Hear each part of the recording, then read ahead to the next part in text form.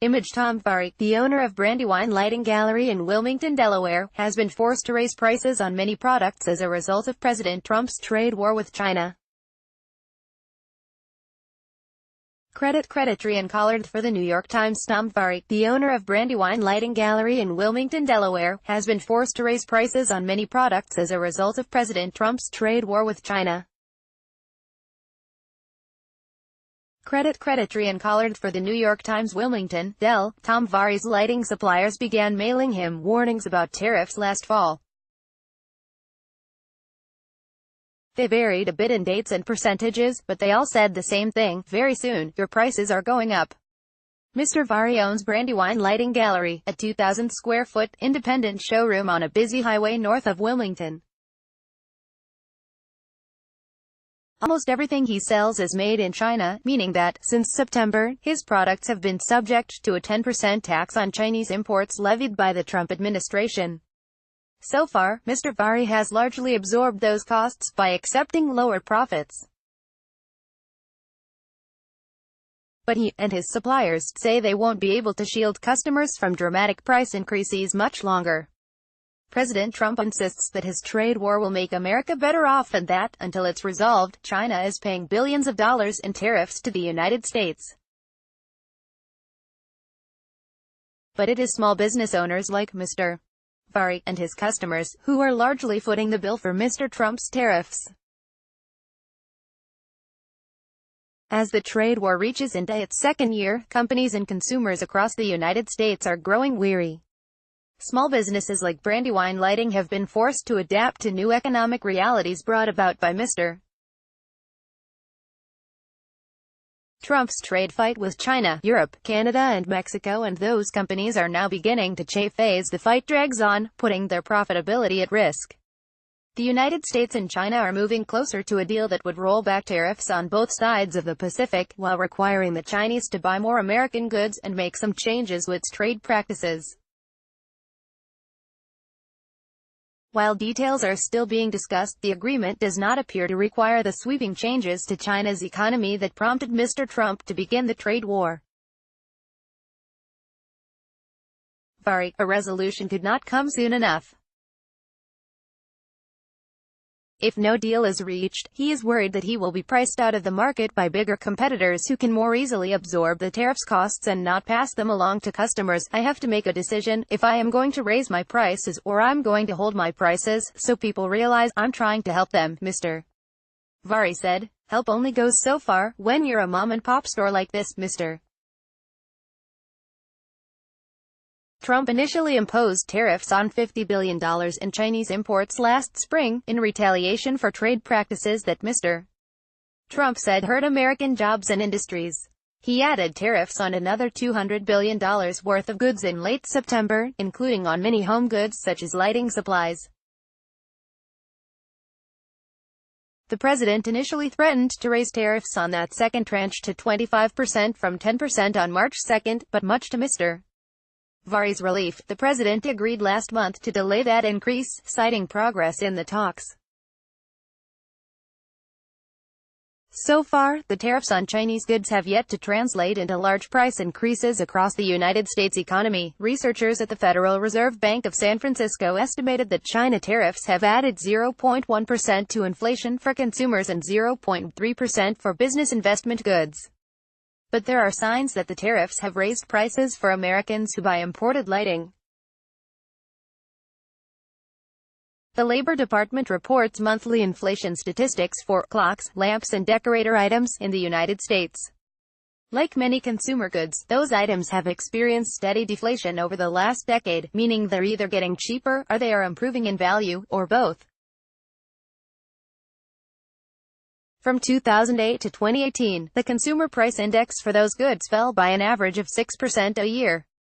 That trend reversed once tariffs took effect. From September of 2018 to January this year, the price index rose by 2.7%.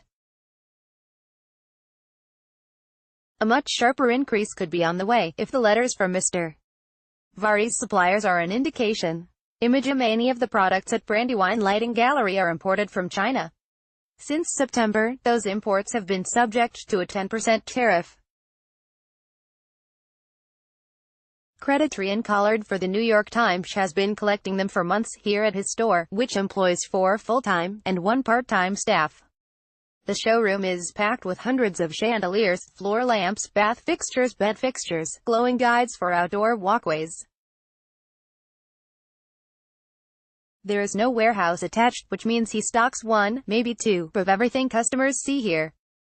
He has stacks of catalogs they can order from if they'd like more options. An industry increasingly dominated by online retailers and big box stores, Brandywine's business model is customer service. Employees here will spend hours, if needed, helping customers decide on the right fixture.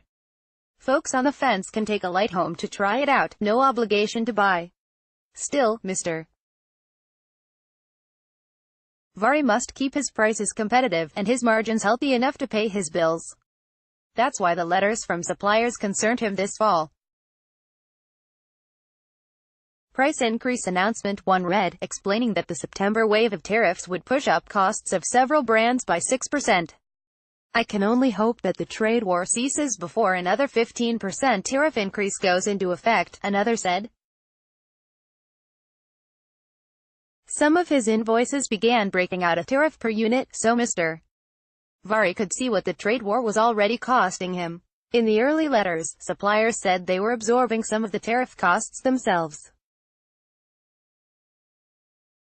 But they have increasingly warned store owners to stock up on inventory ahead of any further escalation, which the letters say will be almost entirely passed on as price increases. Big box retailers have the money and the shelf space to stock up. Mr. Vari does not. He has shielded some, but not all, customers from price increases so far. The decision is all about margins. Mr. Vari said he can't afford to absorb tariff costs on everyday home lighting, where industry competition is higher and profit margins are already low. Their prices have risen in his showroom, so that every sale does not actually cost him money. Mr. Vari's bigger margins come from large-scale lighting projects, like kitchen renovations and landscaping. He has not raised prices there yet, because he does not want to drive away customers, viewing it as a trade-off between lower profits today for a larger clientele in the long run. If the tariffs rise again, however, he will have to raise those prices. We'll still be okay, Mr. Vari said, because I won't be a pig about it, but he worries, he said, about customers never pulling the trigger if a large project suddenly costs $1,000 more than it would have. Mr. Vari has been in the lighting business, in one way or another, for 40 years. He recalls when a large share of the products he sold were made in the United States. That was the 1980s, before the industry migrated to China. What is left of the domestic lighting industry today, he said, is so high-end that he cannot afford to stock it. Great products, Mr. Vari said. But the whole idea of bringing the industry back here? That's what it will be. High-paid people, high-paid producers. And only the rich will be able to afford them. Mr. Trump's promises to bring that type of manufacturing back to the United States are political bullcrap, Mr. Vari said. Some people believe that just because Trump's pressuring China, we're going to be an industrial powerhouse again. It's not going to happen, Mr. Vari recently warned customers about the impact of tariffs in a social media post, where he said Mr. Trump's actions were going to make lighting more expensive. It drew immediate criticism from Mr. Trump's supporters. The haters came like that. Mr. Vari said, I'll never do a post like that again. Instead, he is spreading the word about price increases in traditional small business fashion, owner to customer, one person at a time.